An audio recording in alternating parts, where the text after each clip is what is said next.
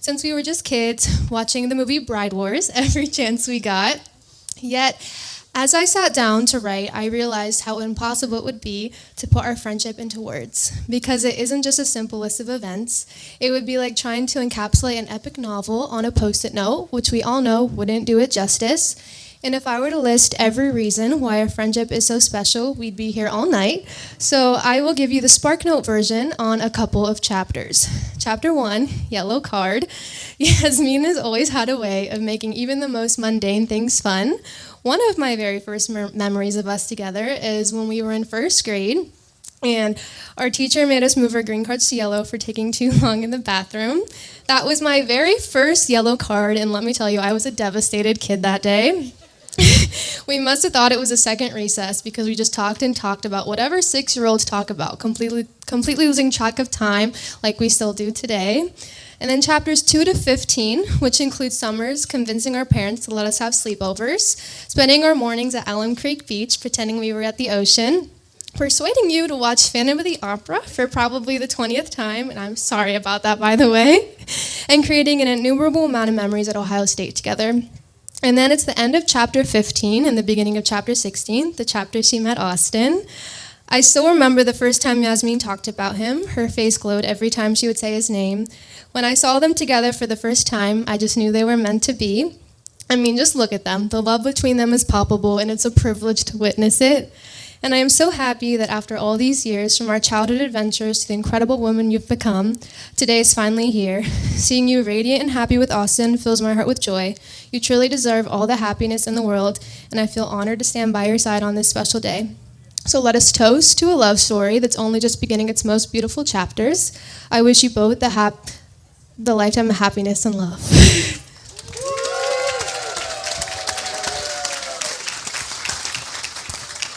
Thank you, Ariana. Now we'll hear from the other maid of honor, Allie. Hi, everyone. For those I haven't met yet, I'm Allie. I've been Yasmeen's best friend for the past 12 years, and today I'm one of her maids of honor. First, I just want to thank everyone for being here today. I know it means the world to celebrate with Yasmeen and Austin. When Yasmeen said I would be speaking at her wedding, I was so honored. I finally have the chance to tell these embarrassing, funny stories that I've collected for over 12 years. I am very prepared to do that today. Then I was told not to go over 2 minutes, so I'll keep it short and sweet. But if you catch me in an hour or after a couple more drinks, I might tell you about the time Yasmeen discovered she had a long-lost uncle, who, as it turns out, was just a random guy working at her college pizza shop, claiming to be her relative for over a year. But like I said, I'm not going to embarrass her. Yasmeen and I have been through everything together. We still argue over the exact year we met in 7th or 8th grade, but the moment that truly solidified our friendship was our obsession with a certain boy band when we were 14. We followed each other to college, studied at the same business school, lived together for 3 years, and at that point, we had merged into one. Now, we basically share one brain cell and exist in a constant state of remember when. We have a way of making each other laugh when, let's be honest, no one else finds us that funny. We've been friends for so long that calling her Yasmeen tonight feels weird, because for the past 12 years, we've used a much more heartfelt and feminine nickname for each other, Bro. And bro, I can't believe you're married. Now, as Yasmeen's best friend, I've always felt a duty to protect her. At first, Austin was just some guy that worked at her brother's lawn care company. Then I started getting texts like, I'm 99% sure he made eye contact with me. And before I knew it, Yasmeen was listening to Morgan Wallen. I did not approve. But then I met Austin, and suddenly it all made sense. It wasn't just a phase, it was a perfect match. Austin, you are the only person who could meet her energy, kindness, humor, and unwavering loyalty. You bring out the best parts of her. She has always deserved a love that feels effortless, that feels like home, and I truly believe she has found that with you. Yasmeen, you have been my greatest cheerleader, my voice of reason, and truly the sister I never had. Austin, I hope you have as much fun growing old with her as I did growing up with her. So I want to raise a glass and cheers to you both and the beautiful life that you are creating together.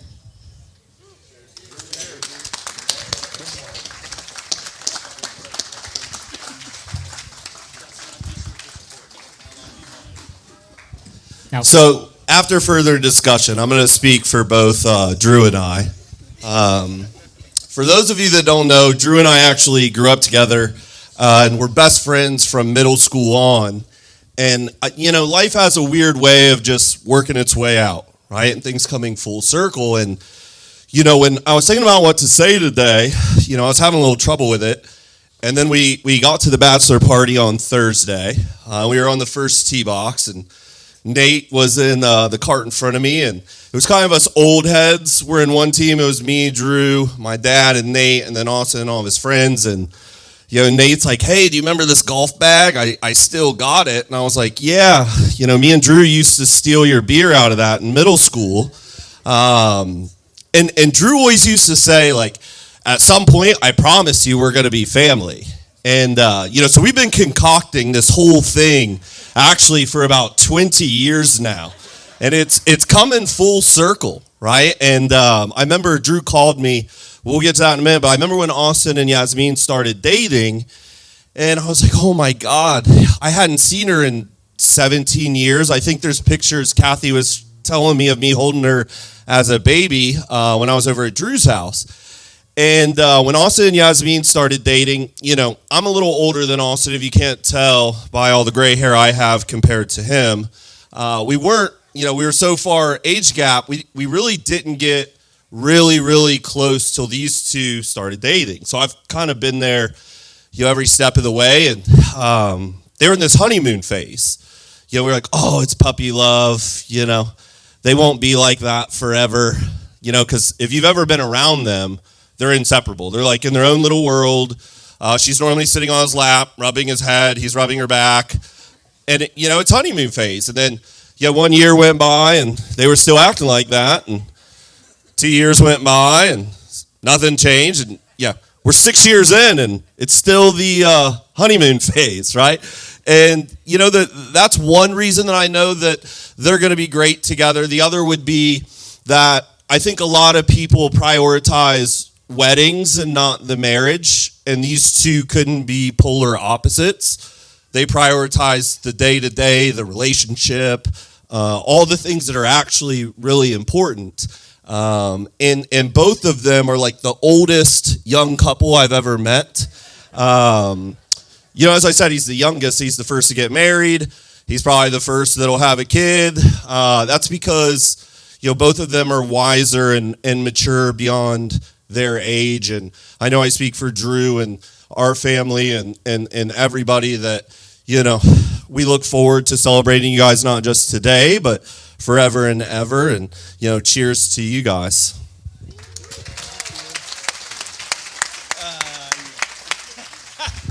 Yeah, all right. I'll go ahead and take the mic real quick. Yasmeen, don't be that nervous. I'll try to hold it together. This is a very special day. What is it? Yeah, I'll do my best. Thanks, Farzan. I am the wild card in the family. So, growing up, I spent a lot of time with the whole Woods family, and I always wanted to be a part of it, and because I always felt like I was. They always took me in, and growing up, Yasmeen and Austin, they were just the most respectable, perfect people.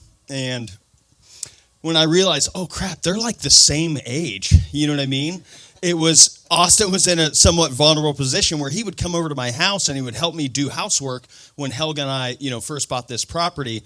And I always wondered what was going on, why he always wanted to come over and help us. And Yasmeen also wanted to always come over and be a part of this situation. And I thought, well, maybe they have eyes for each other, And we had to push. They were so nervous at first, but it just slowly built over time. And I was like, this is it. I couldn't think of two more perfect people to be together. And again, wow. I'm so happy for this day. I'm so happy to say that you're my brother You're my brother now. It is official. I love you guys, my little sister. When I moved away from Ohio when I was 19 years old, I thought this place is going to be so quick and easy for me to just walk away from. I can't wait to get to the mountains and go skiing and be a ski bum and just, there was the day that I left, the day before I left, I told Yasmeen that I was leaving, and I called my mom like a week later, or maybe it was like a couple days later, and I remember saying and I started tearing up. I said, she was so young, I was like, I don't think she realized that, I moved. I'm not coming back. And it's, of course I came back, right? I moved back, but she probably thought I would be back the next day. And it really broke my heart because, Yasmeen's never been good with goodbyes.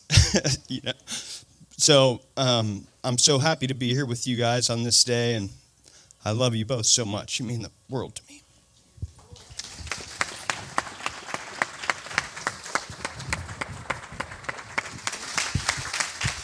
Thank you, Dustin and Drew.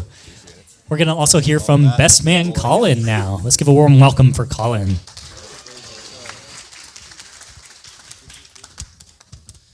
Well, hello, everyone. Like he said, I'm Colin, a friend of Austin's, and I was talking to Dustin. I said, the first guy's got to be funny, and the second guy's got to cry. Both of them took that up, so hopefully I don't do both. Well, like I said, I'm Colin, and there was a bit of some trouble trying to figure out who's going to be the best man today. Austin first asked, his smartest friend. He said no. So he said, well, I guess I'll go on and ask my strongest friend. He said no, unfortunately. So he said, well, I guess I'll ask my most handsome friend. He said no. So he said, all right, I'll ask my funniest friend. And I looked at him and I said, Austin, I've already told you no 3 times. But no, in all seriousness, Austin and I we don't go way back to kindergarten or pre-K. We go right smack dab in the middle of high school. My friend Connor King and I, we were getting dinner at TGI Fridays in Polaris. And he called me and he said, yeah, our friend Austin is going to be getting dinner with us. And I said, Austin Woods? That tall, skinny guy with the goofy haircut? I think that's him. And I said, all right, that sounds good to me. And after that is a friendship that has lasted forever. We became a great group of friends, and we hung out all the time, cutting up traffic to Steak and Shake, fighting over shotgun, and drifting our 2007 Junkers in the snow with just a slight dusting. We did a lot of things kids should do. We did a lot of things kids shouldn't do. Some of you might not know this, but my friend Austin here, he was a track star in high school.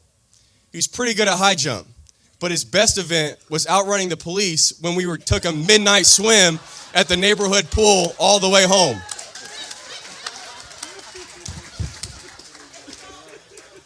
Austin and I got to spend a lot of time together. I think our parents can attest that I spent more time at his house than I did at my own. Kelsey's room eventually kind of became my room, and John was about this close to sending me a bill for rent. Well, we got to spend a lot of time together, not just outside of school, but some would say he was also my boss at work. We worked at Hoffman's, and I got to learn a lot from this guy working with him and spending a lot of time together. One of the biggest things that this guy taught me was we were at the horse farm on a Thursday in the middle of the summer, and I said, come on, man, it's summer, like Thursday, let's finish our list tomorrow and go home and have some fun. He looked at me and said, what are you going to do, go home and play some video games? I said, well, yeah. He said, how about you work and make some money? And I said, all right. And while it might sound trivial, that lesson right there has carried me all my life, and I learned it from this man. This man works hard, and no one works harder than this guy. I would not be where I am today without the lessons that this guy right here has taught me, and I'm forever grateful for him. All right, that's enough of that. The real reason we're here is for Yasmeen, right? Some of you also might not know, but the Hoffmans have a family business that we all worked at, and the owners, they had a sister, Yasmeen. Austin wasn't the biggest ladies' man in high school, but he always had his sights set on one girl. Sometimes we get a little heads up, and we would know that she was going to be on the shop on our way back. We'd take a little pit stop before we pulled in the drive, and he'd get out and hit a little push-ups just to get a nice little chest pump to look good for Yasmeen. No, I'm just kidding. He always looked good. But all it took was one date for these two kids, and they were inseparable. You would not see one of them without seeing the other. They were perfect for each other. And I'm telling you, no one loves and supports this man more than Yasmeen does. The Woods family are major Alabama Crimson Tide fans. Last year was a bit of a struggle for him, and I might have made a big mistake in saying, hey, yeah, Austin, you remember when the Tide took that horrible loss to Vanderbilt? Yasmeen, being the biggest Alabama Crimson Tide fan, stood up, smacked that table, and said, it was one time. And then it was from right then and there I knew that she was perfect for this man because she was going to support the Tide. Everyone here is here to celebrate you two. There's not a more perfect couple in this room than you guys, and I wish nothing but love. I could not be more happy to have someone else take my place of watching movies together with Austin in his bed. So here's to you guys.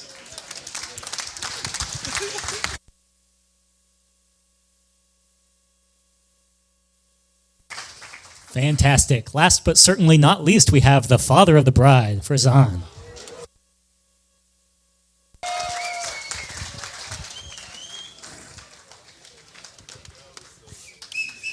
Hello, everyone. Well, if you don't know me, I am the father of the bride. You know, there are times in life when you feel like you're on the top of the mountain. And I can tell you that being the father of the bride is one of those times. I feel like I am on the top of the mountain.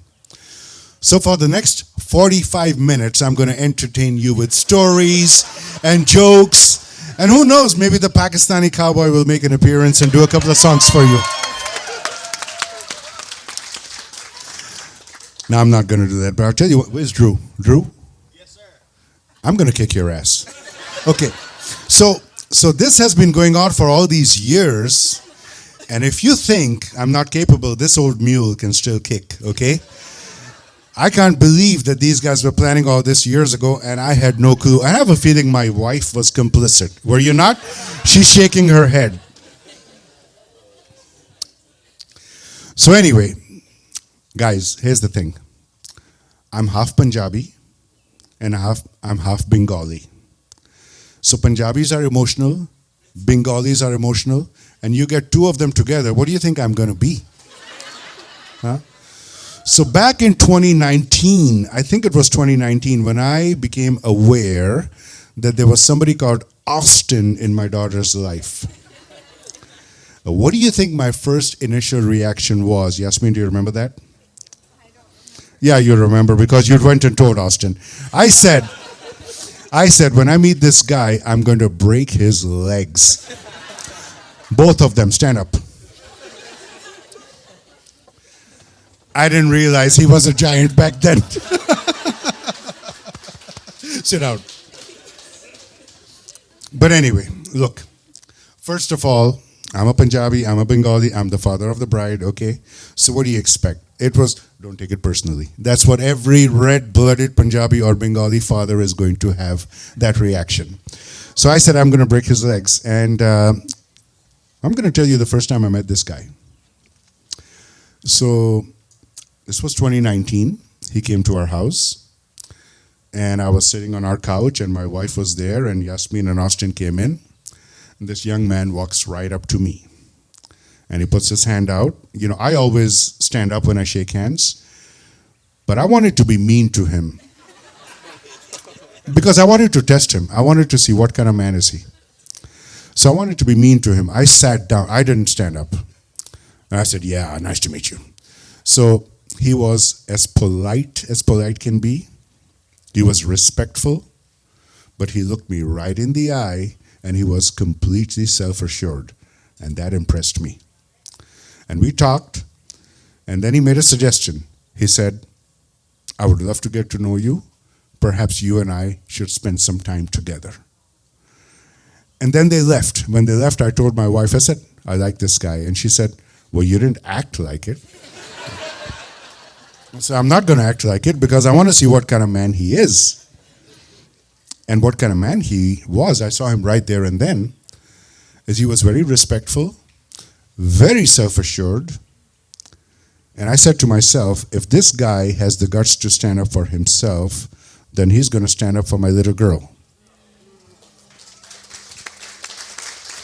And I said, you know what? I can be intimidating. I can be intimidating. I know that. But this young man was not intimidated by me. He gave me the respect that he needs to give me, but he was self-assured, and I respected that. And then later on, he came to see me, and he asked me a question. He said, I want to be respectful of your culture. He says, we are at a point where I'm going to propose to Yasmeen at some point. What do I need to do? I said, well, here's what you need to do. You're not going to talk to me here. We were at a restaurant. I said, not here. You're going to come to my house. You're going to ask me. You're going to ask my wife, and you're going to ask my brother. Raise your hand. That's my brother, Anwar. He's my older brother, so our parents are dead. So, he's kind of sort of the patriarch of the family. So I said, you're going to do that. And he did. He came to our house. There were 3 of us sitting there. 1 hour we made small talk. And this young man here was not at all nervous, totally self-assured, totally self-composed. And after 1 hour, he looked at me and asked me. He looked at my wife and asked me. And he looked at my brother and asked me. And he said, I want your permission and I want your blessings. And each one of us was proud to give him our permission and our blessing to be our son-in-law.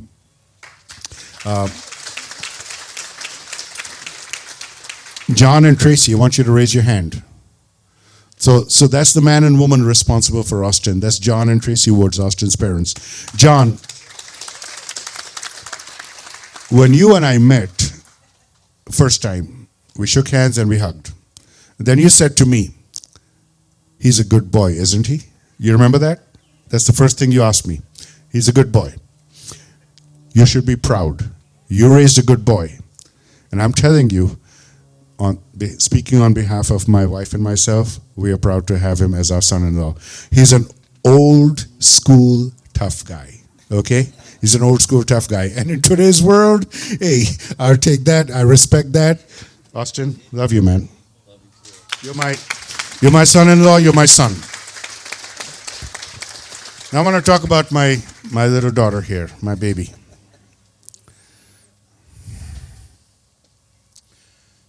Yeah, I wasn't sure if I wanted to be a father, to be honest with you. When Kathy and I got married, in today's world, when you're in your mid-30s, that's normal. But I was about 35 or so. I don't know. I just didn't know if I wanted to be a father. And then Yasmeen was born. And I'll be honest with you, I didn't know what kind of father I was going to be because I just didn't know. Don't read into it. I don't know if there are any psychiatrists in this audience. Oh, that's my cousin. That's my cousin. He is a psychiatrist. Maybe we'll have a talk later on. But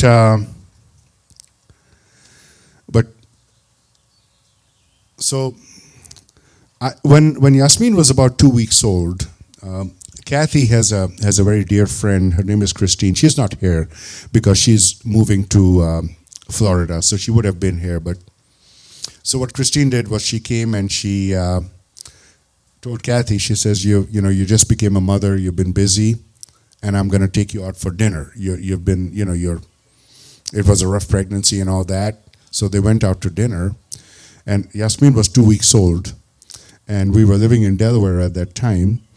And we had this little rocking chair in our house. And so just before leaving, she put out all the stuff, the diapers. There was a bassinet, there were diapers, there were bottles of formula and all that. And she was in the bassinet and she was sitting on the ground on the bassinet. And I was sitting on the rocking chair. And I told her, I said, give me the baby. And I held Yasmeen in my arms on that bassinet. On the rocking chair. And I think they were gone for about 2.5 or 3 hours. We're not going to talk about what you did when you were gone for 2.5 or 3 hours. It was 25 years ago, so who cares?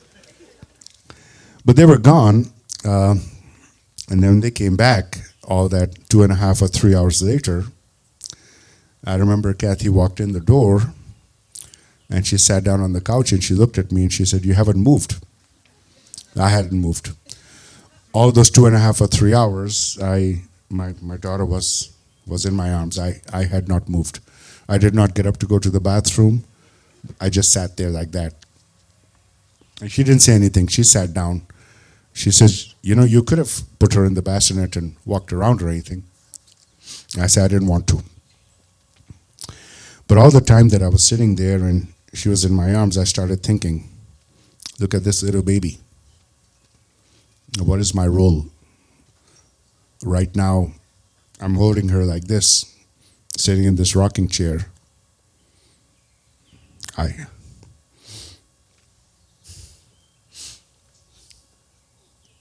I felt like I was the most important man in the history of the earth. I felt there was no bigger cause.